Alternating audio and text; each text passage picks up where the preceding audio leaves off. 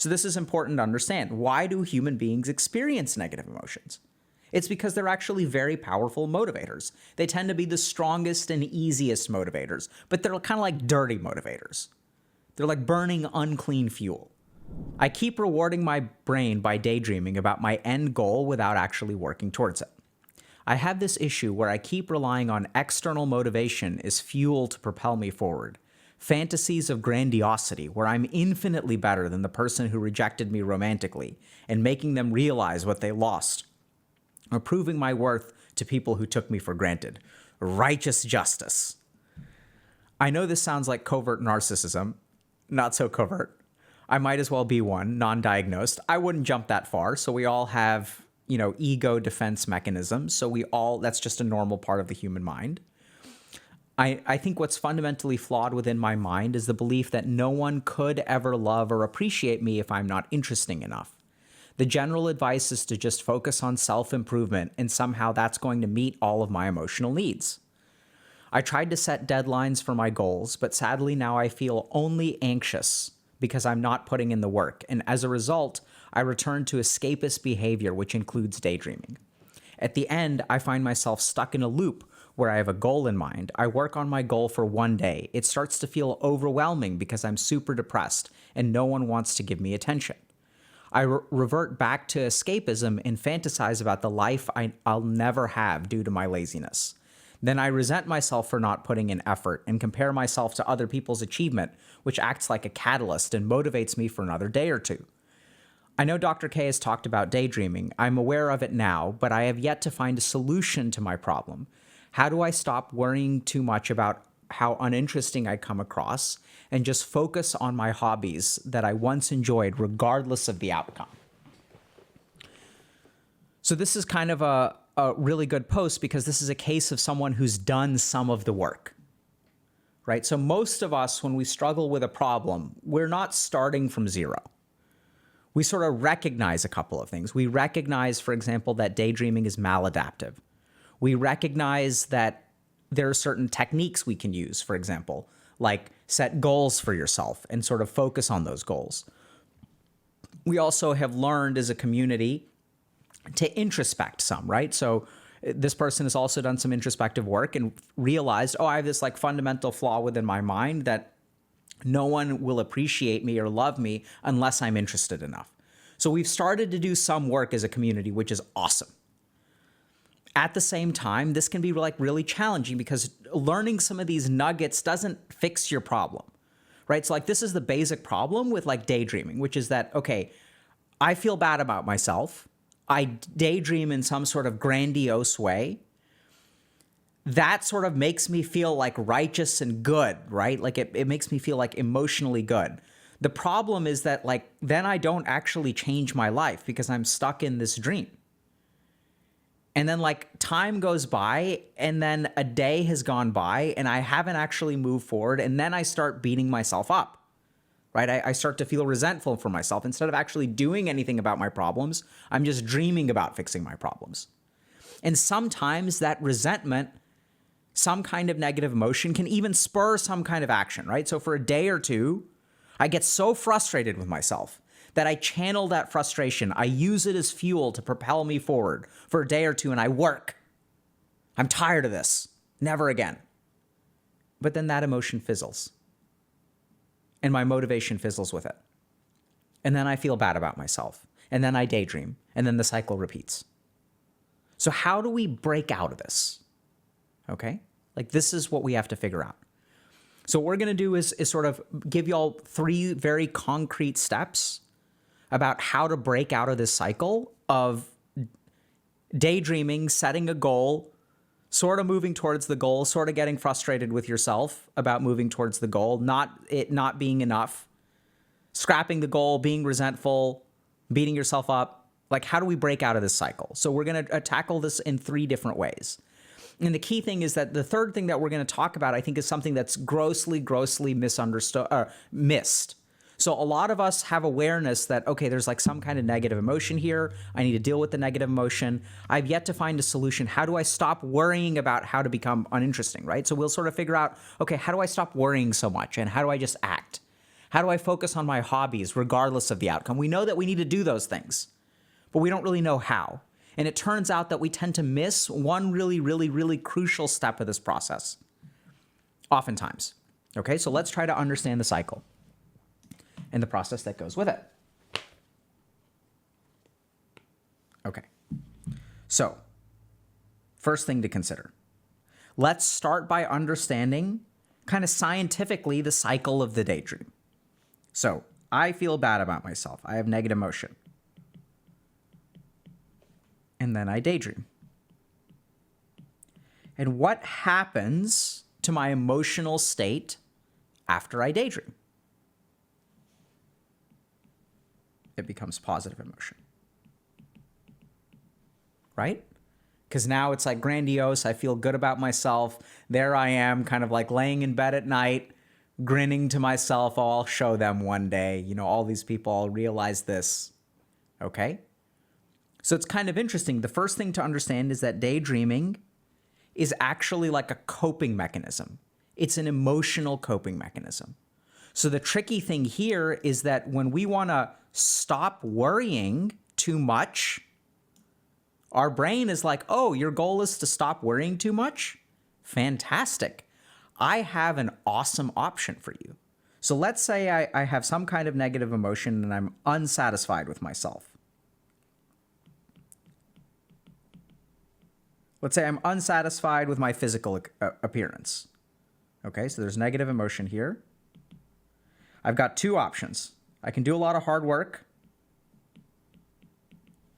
Okay, and then I'm going to add a caveat here. And then maybe at the end of the hard work, I'll feel good about myself.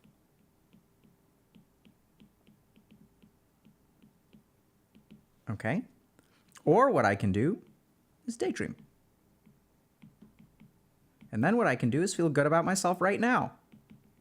So our brain has a choice. There are two roads to positive emotion. One is daydreaming and one is doing something about it, right? But which one's easier? Which one's more efficient? It's like, kind of think about it this way. I mean, like, you know, if you want to get water, you don't walk a mile to your friend's house to get a glass of water. You go to your kitchen or your sink or whatever and you get water from there. Your brain automatically takes the easiest path. Now, there's another really important point to consider here, which is that there's an assumption that hard work will lead to positive emotion and progress and feeling good about myself. But if we actually look at this scenario, I work on my goal for one day and it starts to feel overwhelming. Okay, interesting. So when you work towards your goal, you feel overwhelmed. I resent myself for not putting enough effort, which acts like a catalyst and motivates me for a day or two. So now if we're scientific about it, what does hard work actually do? If I work for one day, if I do work for one day, how do I feel at the end of it? I feel overwhelmed. This is what we assume happens. But if we actually look at our experience, these are the choices that we have. And our brain is like, you can work for a day, get nothing accomplished, feel overwhelmed, and feel negative emotion, feel resentment. And then that, in turn, is going to go over here and reinforce this. So which path do you think your brain is going to take? It's going to take this path. Easy, right? Because if we actually if we use experimental data instead of our mind, what we'll observe is that even working towards our goals can sometimes create negative emotion. And then we get confused, like, oh my God, why am I daydreaming all the time? It's this simple, right? Just look at yourself and you'll find this cycle. So a couple of other things about daydreaming. Second thing to understand. So here I am in the present. And I'm feeling bad about myself. And when I daydream, I go to the future. Future time, 1 year in the future. And here, I'm happy, I am triumphant, and I feel good about myself. And so the interesting thing is, so this person did the right thing. They're like, okay, so if I want to get from here to here, what I have to do is set a goal. So let me set a goal, right? Let me work towards my goals. So I'm over here. And as I'm working towards my goals, what tends to happen? Now, if my goal is based on a fantasy, if it's based on a daydream, that goal is very, very, very far away. And if the goal is very, very, very far away, one day of effort is just right here. It doesn't substantially move me towards my goal, right? So there's something else kind of interesting happens. We touched on this yesterday, and we've talked about it before, but if my goal is up here and I'm over here, and this is how far I move, the gap is huge. There's very little positive reinforcement for my brain, right? So this is why people say, like, you know, have goals that are kind of like bite-sized. You want to sort of reduce the size of your goals. This is really important to understand, because if we're basing our goals based on daydreams, those are going to be pretty unrealistic goals and are going to set us up for a lack of positive reinforcement, even when we make progress. Because, like, look at this for a second. I work on my goal for a day and it starts to feel overwhelming. Like, what? Like, how are we going to reinforce this kind of behavior? Like, how are we going to work for 2 days if working on my goal for 1 day is overwhelming? So what's kind of interesting is, like, setting a goal that you can accomplish in 1 day. Then there's no progress. There's no need to be overwhelmed because you're done, right? That's it. So how do we tackle this problem? Now that we've sort of figured out, we have two basic problems. The first is that daydreaming is an emotional coping mechanism.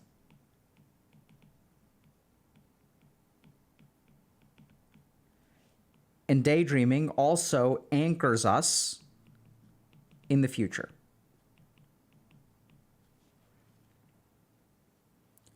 So this is kind of interesting, but if we want to break out of this cycle, once we understand the pathophysiology of it, if we understand what daydreaming is, how it works, our answer actually becomes somewhat clear. The first is that this is the wrong goal. Because if your goal is to stop worrying, then daydreaming is the answer.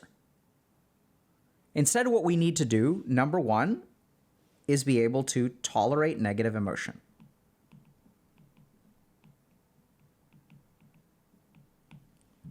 Very, very important, right? So develop some kind of alternate coping mechanism.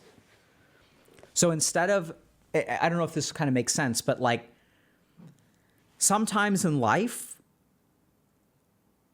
we're buffeted by our negative emotions. And our negative emotions control our behaviors. They create avoidance. We don't want to feel those negative emotions, so we start avoiding all kinds of things. And so as long as we set our goal is stop worrying or no longer feel anxious or like the elimination of negative emotion, we lose control of our lives. Just surrender control entirely to the negative emotion. Because then what happens is if that's the goal, is no more negative emotion, the only things that you can do are the things that move you away from negative emotion. And this is how you get stuck in the trap of daydreaming. So this is kind of interesting, but it's sort of like even this person's like negative emotions sometimes motivate them in the right way. So this is important to understand. Why do human beings experience negative emotions? It's because they're actually very powerful motivators. They tend to be the strongest and easiest motivators, but they're kind of like dirty motivators. They're like burning unclean fuel. Okay? So instead of trying to fix your negative emotion, sit with it, right? So we've taught a lot of meditation. Like that's a very good example of, tolerating negative emotion. So when you feel some kind of negative emotion, I'm not saying so if you're listening to this, you're like, but like there's too much of it. right? But then how do I fix all my problems? These are all the things that your mind will start. Like, what do you mean tolerate negative emotion? Like, that's not going to make my dreams come true. Like, tolerate it until when? When does it end? What, I'm just supposed to sit and wallow in my negative emotion forever? No, that's your mind not knowing what's going to happen when you learn to tolerate negative emotion. Like, you just don't know how to do that, right? So it's so intolerable. You start daydreaming to get rid of it. You start playing video games to get rid of it. You get high to get rid of it. And so you don't know how to tolerate it because it feels so intolerable. So that's where, like, you sit for like 15, 20 minutes, you meditate for a little while, and what you'll tend to find is that the negative emotion will go away.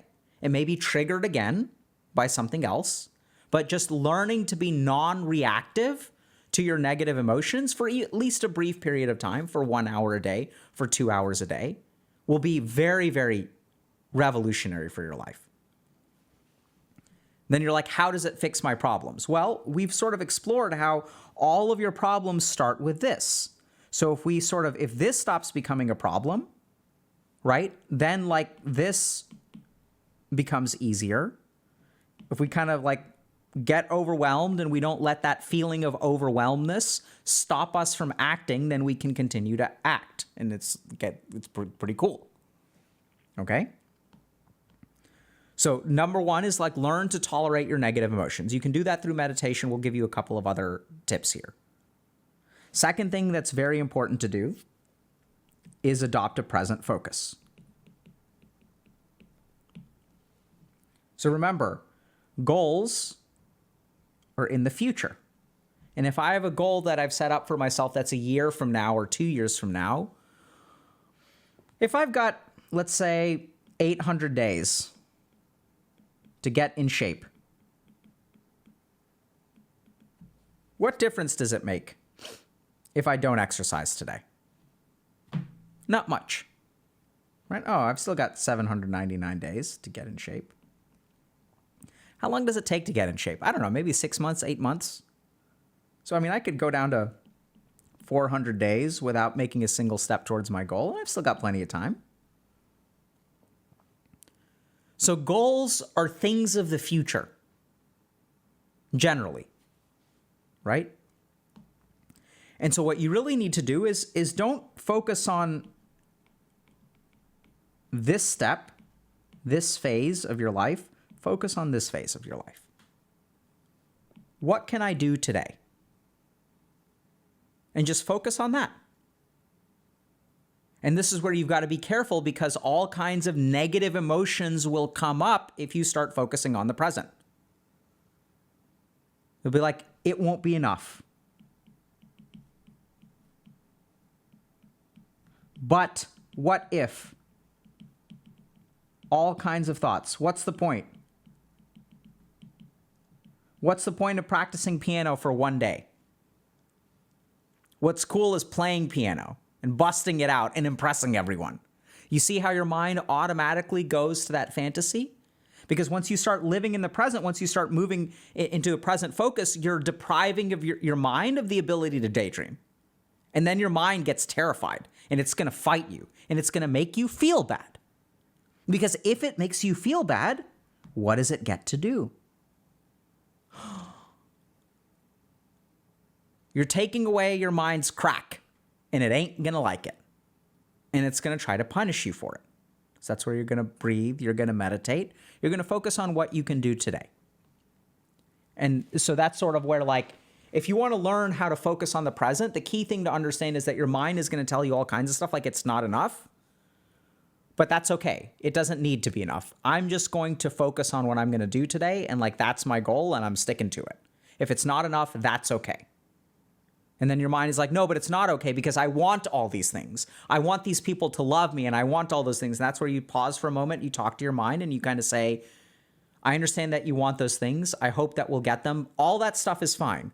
For the other 10 hours of today, we can worry about that stuff. But for the next 2 hours, for this 2 hours, we're not going to worry about that. I'm going to exercise for 45 minutes. I'm going to read for 45 minutes, and I'm going to clean for 30 minutes. The rest of the next 10 hours, I can worry about how it's not going to be enough. I can panic for 10 hours. I don't need to panic for 12 hours a day. 10 hours a day is sufficient. So adopt a present focus. And in terms of goals, just focus on things that you can accomplish today. And not even today, focus on things that you can accomplish within 15 minutes, in 30 minutes. I'm going to do 1 Pomodoro of studying. So be very, very present focused.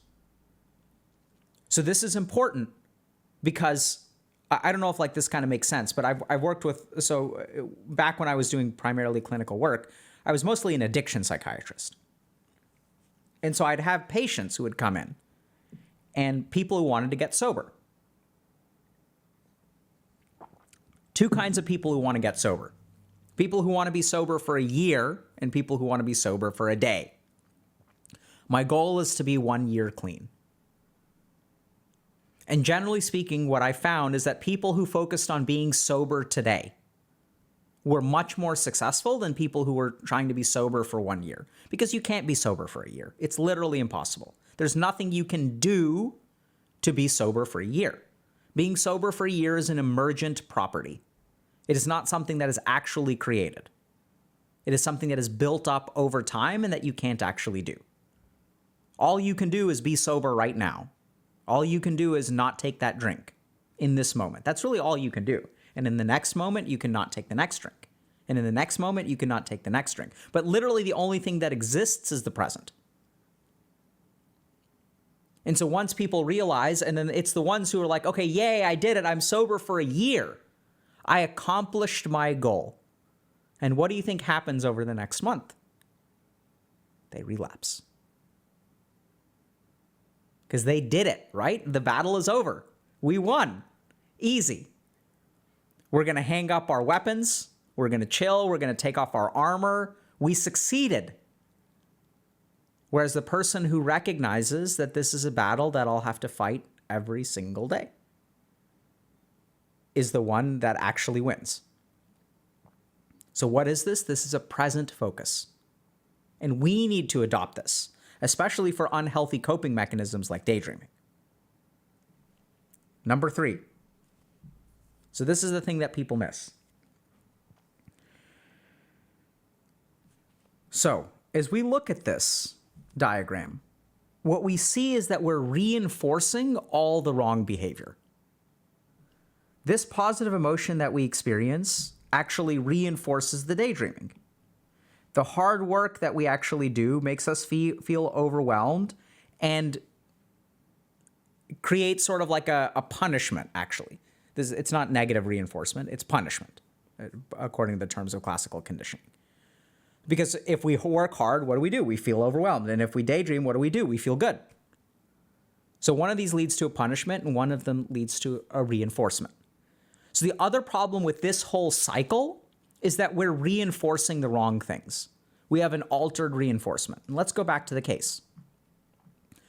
So at the end of the day, stuck in a loop where I have a goal in mind, work on the goal for 1 day, it starts to feel overwhelming.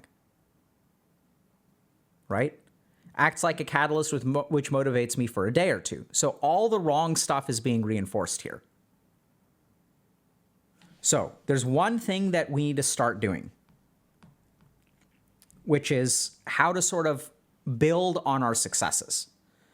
So all of these problems that people have, we always focus on fixing the negative. We want to take away the negative. We want to stop worrying. How do I do this? How do I do this? We're always focused on avoiding the pain, removing the negative, and like fixing the problem. What we don't ever do is positive reinforcement. Or reinforce the positive. So I'll give you just an example. At the end of that 1 day of work that you've done, what do you do cognitively before you go to bed? Do you feel good about yourself? Do you even bother to reflect on the day? Can you take a step back and say, hey, good job. I know it feels like I haven't gone far enough, but at least today was a win. Maybe I need to duplicate today, but like I can actually like be proud of what I accomplished today. Do you guys get any sense of any kind of positive reflection in any of this post? all I see here is self-loathing. Right? I think what's fundamentally flawed within my mind is the belief that no one could ever love or appreciate me because if I'm not interesting enough.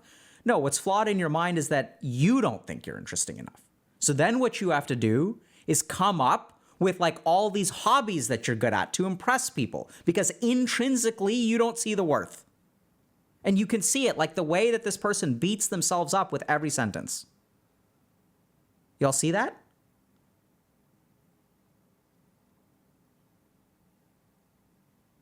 And there's no positive reinforcement. There's no appreciation, which acts as a catalyst and motivates me for another day or two. This is not a success in this person's mind. I work on my goal for one day. That's not a success. That's a failure. And when progress becomes a failure in our mind, that's when we're truly screwed. So what we've got to do is spend some time reflecting on the positive. At least acknowledge our wins, no matter how small they will be. Because right now, we're recording our wins in the L column. Work for a day. Is that a win or a loss? It's a loss because I only worked for one day. I got motivated. I worked for 1 to 2 days. Is that a win or a loss? That's a loss because I only worked for 1 or 2 days. Well, what would a win be? Well, if I worked for 365 days in a row, that would be a win. Y'all see this? So this is something that people don't do often enough. It's completely absent.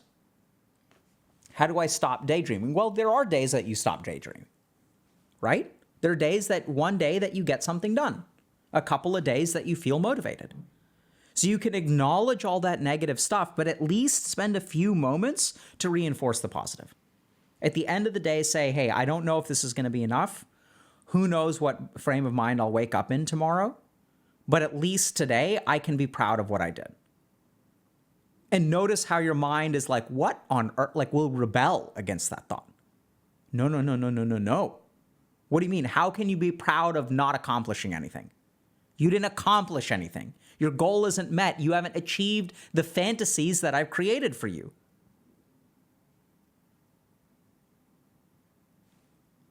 And then this person wonders that I once enjoyed regardless of the outcome. That is how you do it regardless of the outcome. Do you see that? Like literally you train your mind. And your mind says that's not enough. And you say, okay, who cares? I don't care. I did a good job today. There's something I can be proud of today. So this is the key thing. So oftentimes we get stuck in this cycle of like burst of motivation followed by like period of wallowing in our despair. And the problem is that even when we have the burst of motivation, we don't reinforce that in any way, shape, or form. All we think about is how do I get rid of the despair? How do I get rid of the despair? How do I get rid of the despair? Part of getting rid of the despair is acknowledging when you do have some win, no matter how small, and say, you know what? Good job, bro. Good job, girl. You did it. It's not enough. That's okay. It may not be enough, but like at least today I can be proud of what I accomplished. And then your mind is like, but you didn't accomplish anything. Even if I didn't accomplish anything, I still moved forward towards my goal. I did not spend the whole day daydreaming. That's a win. I did not spend a whole day playing a video game or binging Stranger Things on Netflix or whatever. There's something I can be proud of today. And watch your mind as it rebels against that thought. And as you do this especially, your life will start to change. Because these kinds of things, like this is built up in a moment. Like it's like moments in your mind of war. Subtle war. Where your mind tries to convince you. And you have to start winning those battles. Moment by moment by moment by moment by moment. So it's a very common problem that people will daydream too much. And then you build all these goals for yourself and you don't actually move towards the goals. Instead, what you do is you think about the goals. And then we get stuck in this cycle of like, daydreaming about this goal, not moving towards the goal, feeling resentful towards ourselves. As we become resentful, we'll get like this burst of angry motivation that wears off in a day or two. And then we're kind of stuck back on square one and then like the cycle repeats. So what do you do about this? First thing is to understand the nature of daydreaming. To understand that negative emotions are hard to tolerate, and one way that we cope with them is we daydream. Because when I'm feeling bad about myself and I think about how awesome the future is going to be in my dreams, I start to feel good about myself. Yay. Second thing to understand about daydreaming is that it takes us to the future, right? That's the whole point, is we're not stuck in this horrible present where we're not doing anything and not accomplish anything, where people don't value us and things like that. So like, we love to be in the future because the present sucks, and the future is a beautiful place that I can construct with my mind, and I can make it whatever I want because it's a fantasy. How do you break out of this problem? First thing is like, stop running away from the negative. Learn to tolerate your negative emotion. What do you mean by tolerate it? That just means don't give in to whatever the default action of your negative emotion is for some period of time. Half an hour, an hour. So I recently started doing this thing just to practice what I preach, and I've stopped taking my phone into the bathroom. No more phones in the bathroom. It's like, oh my God, what am I going to do for those 5 minutes that I'm using the restroom? Or even 60 seconds that I'm using the restroom?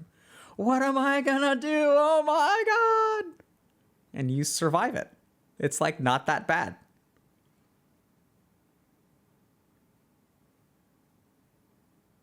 Right? The other thing is, when I take my phone in the bathroom, I'm there for like 15 minutes. I don't need to be there for 15 minutes.